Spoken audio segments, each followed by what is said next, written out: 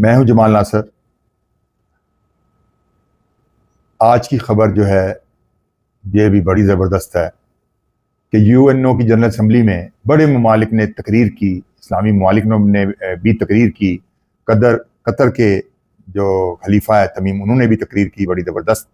लेकिन जिस तकरीर का सबसे ज़्यादा पूरी दुनिया को इंतजार था वो रशिया के FM यानी फॉरेन मिनिस्टर लारोफ की तकरीर थी।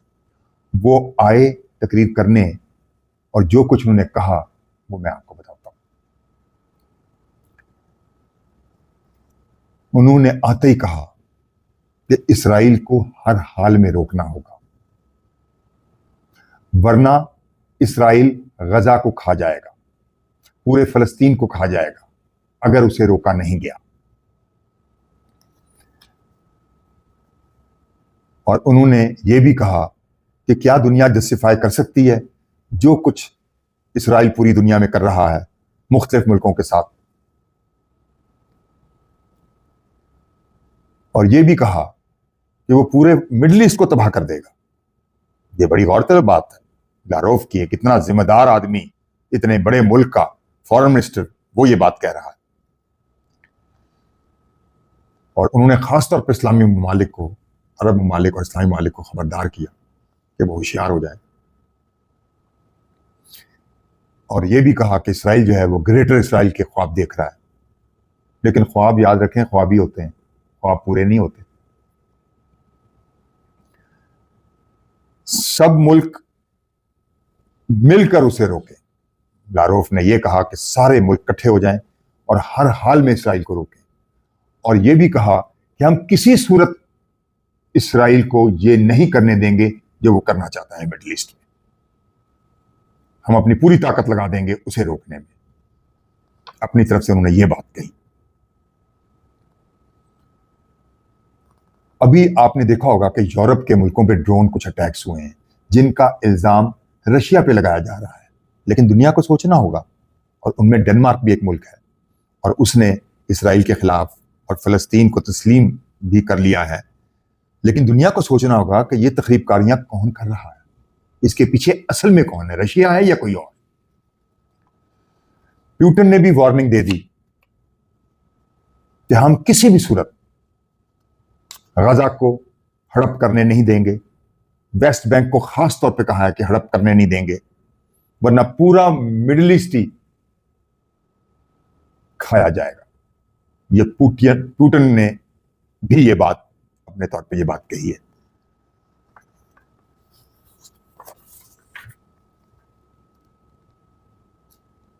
आप ये देखें कि जो मुल्क इसराइल फलस्तीन को तस्लीम करता है या उसके खिलाफ कुछ बोलता है इसराइल के खिलाफ, तो उसके साथ कुछ ना कुछ हो जाता है।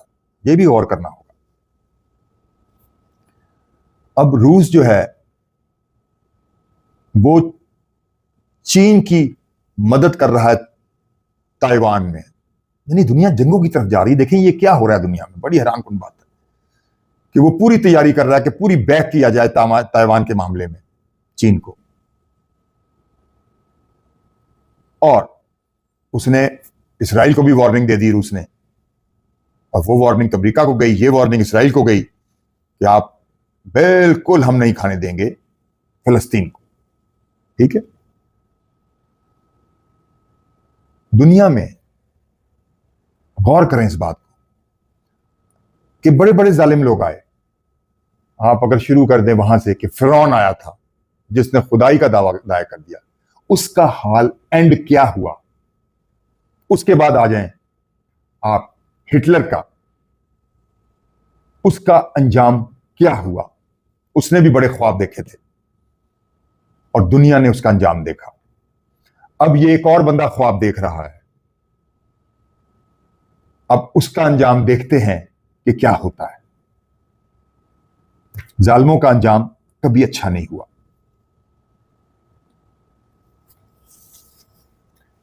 बाज़ औक़ात जालिमों को पता नहीं चलता कि वो क्या कर रहे हैं।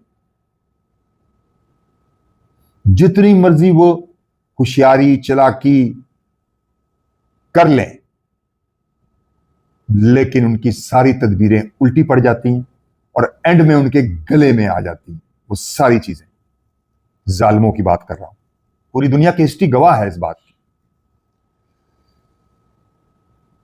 कि जो वो बात जालिम बंदा जो बात अपने लिए बहुत अच्छी समझता है वही उसके गले में पड़ जाता है और वो फंस जाता है उसमें। हालिया बेहतरीन मिसाल इसकी भारत की है कि वो कैसे फंस गया है। उसको नहीं समझ आ रहा कि वो किधर जाए, सीधा रास्ता उसको नजर नहीं आ रहा और पॉजिटिव रास्ते पे चलने के बजाय नेगेटिव हो रहा है। और इससे भी ये दुनिया के लिए बहुत बड़ा सबक है, पूरी दुनिया के लिए, हर मुल्क के लिए। मैं हूं जमाल नासर, आप मेरा व्लॉग देख रहे हैं। अमन का शदाई, मुज़ाकरात का शदाई। दुनिया जंगों की तरफ जा रही है। मैं चाहता हूं कि दुनिया में अमन हो, क्योंकि जंगों से सिर्फ तबाही होगी। क्योंकि आज के जो असले हैं वो आखिरकार बढ़ते बढ़ते वो कहां तक चले जाएंगे। दुनिया को यह सोचना होगा कि हम अपनी नस्लों को क्या देंगे, राख का ढेर या बहुत तामीरी चीजें, तरक्की, ट्रेड ये देंगे, खुशहाली। ये पूरी दुनिया को सोचना होगा। मैं हूं जमाल नासर, आप मेरा वीडियो देख रहे हैं। मुझे सब्सक्राइब करें, मेरे बेल आइकन को दबाएं और मुझे शेयर करें। शुक्रिया। नेक्स्ट व्लॉग तक अल्लाह हाफिज। अल्लाह दुनिया का निगहबान रहे, पूरी दुनिया का।